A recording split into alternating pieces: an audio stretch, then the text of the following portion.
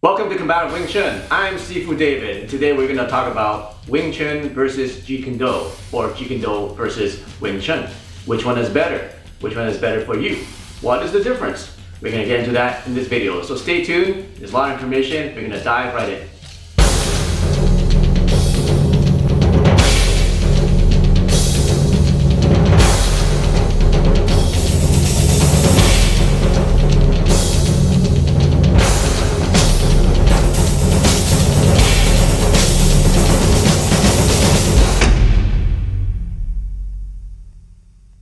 Let's talk about the stance of Jeet Kune Do.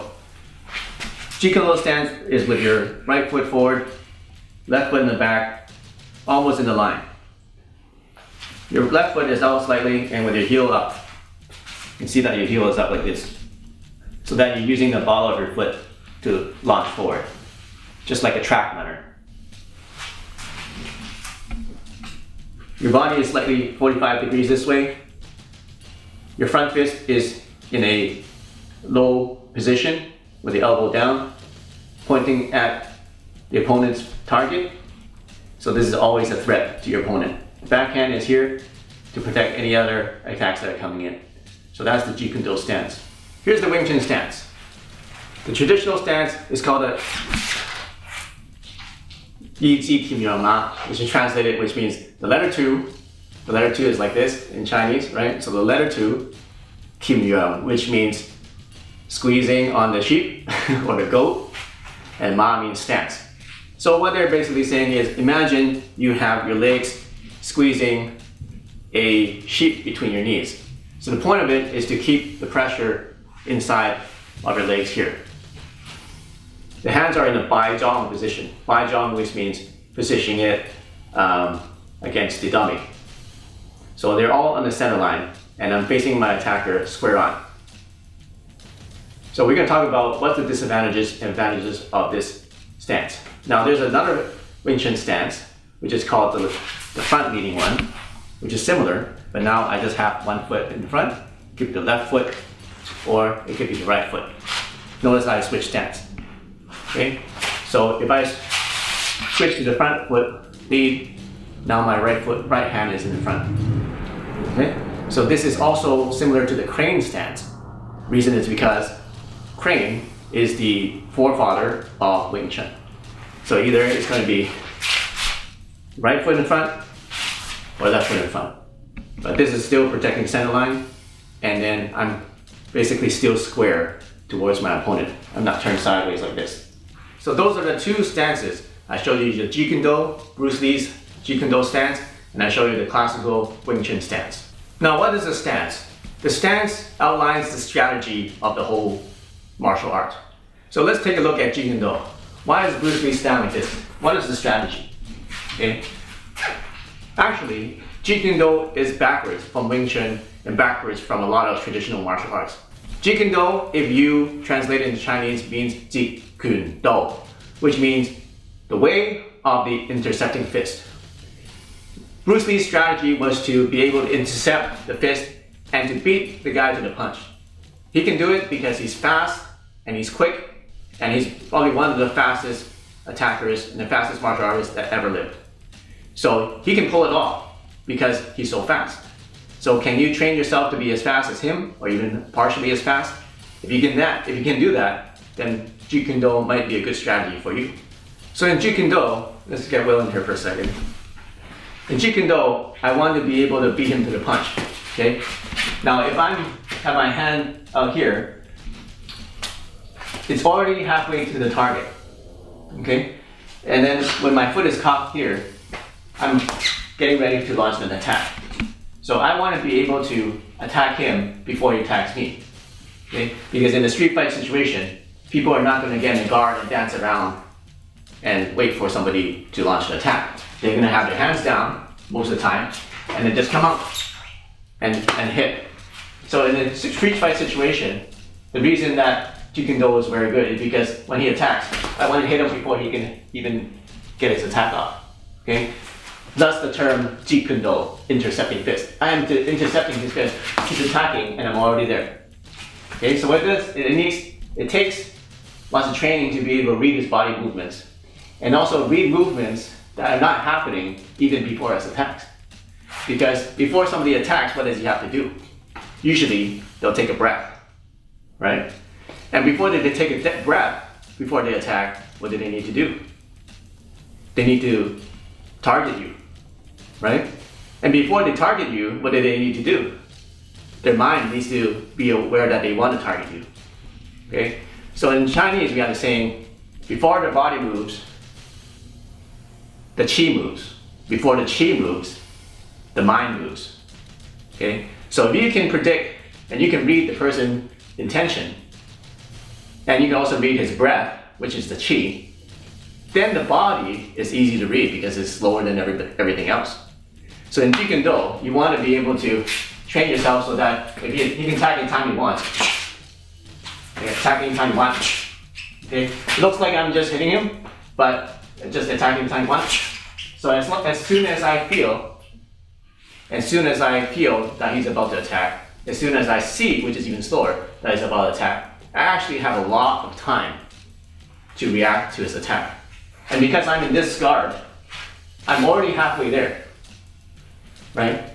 I'm not starting from here. This is a longer distance. I'm already halfway there. Okay, let's move closer. I'm already halfway there. Instead from here, I'm already there. So it becomes a faster and more effective way to intercept and to use your speed and use your power to overcome the attacker. So we talked about the strategy of Jeet Kune Do, which is to be faster than your opponent, cut him off with your fist, and be able to launch fast and to intercept his attacks. That is the strategy of Jeet Kune Do. And it worked very well for Bruce Lee because he is so fast and he's so non-telegraphic that you can't tell he's going to attack. And he's able to read his opponents so well that he can close in before the person can even think about attacking. Okay, so now let's talk about Wing Chun. What is the advantages and what are the strategies of Wing Chun? Well, actually it's backwards from Jeet Kune Do, because in Wing Chun you stand like this. This is not the position you want to be in order to launch forward, because it's not the fastest way to launch forward. Wing Chun is designed to actually pivot. That's why in Samkhya we do so much pivot. Because Wing Chun was designed to be fought on boats. Okay, so if you're asking which martial art is better, well, let's take a look at the martial art. Why was it invented? Why was it developed in the first place? Who used it when they developed it? What were they doing when they were using it? Well, Wing Chun was invented on boats and then perfected by the boat operas back in China. Okay, so what are boats? They're not stable, right? And there's lots of stuff lying around on the ground. You don't want to be moving around too much on a boat. You don't have that much space. So they designed a stance like this, a chain stance, to be able to operate and be able to counter people in a very small space. Now in northern China, they'll have a longer stance, okay, like this, because they use it for more kicks and they use it for jumping. They're able to jump off like rocks and things because they're not using it on a boat. They have more room to use their technique. So you have to look at the martial art. What was it used for, right? So Wing Chun, if you talk about classically, this is the stance. So it's opposite of intercepting his fist. What Wing Chun does, the strategy is to block and attack at the same time. Okay? So if he's attacking, I'm blocking and attacking at the same time. Or if it's straight, right? I want to block and attack at the same time. Okay? Which is pretty fast. Pretty fast compared to other martial arts, because other martial arts will be to attack, will be to block and then punch, right? Or would it to be to block and then punch, right? So most martial arts will be 2 beats. In Wing Chun, we condense that into 1 beat, right? 1 beat, right? 1 beat, block and attack at the same time. So that's where Wing Chun is very useful, because it's that much faster.